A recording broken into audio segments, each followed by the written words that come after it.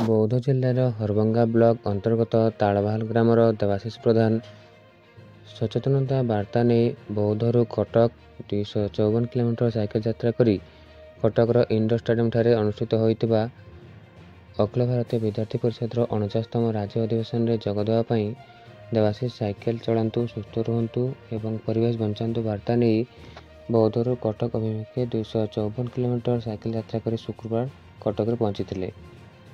26 December ଗୁରୁବାର ଦିନ ସେ ବୌଦ୍ଧରୁ କଟକ ଅଭିମୁଖେ ଯାତ୍ରା ଆରମ୍ଭ କରି 17 ଘଣ୍ଟାରେ 224 କିଲୋମିଟର ଅତିକ୍ରମ କରି ରାତ୍ର 10 ଘଣ୍ଟା ସମୟରେ ଭୁବନେଶ୍ୱରରେ ପହଞ୍ଚି ରାତ୍ରି ବିଶ୍ରାମ କରିଥିଲେ ଏବଂ 27 ଡିସେମ୍ବର ଶୁକ୍ରବାର ଦିନ ପୁଣି କଟକ ଅଭିମୁଖେ ଯାତ୍ରା କରି କଟକ ଇଣ୍ଡୋର ଷ୍ଟାଡିୟମଠାରେ ପହଞ୍ଚିଥିଲେ।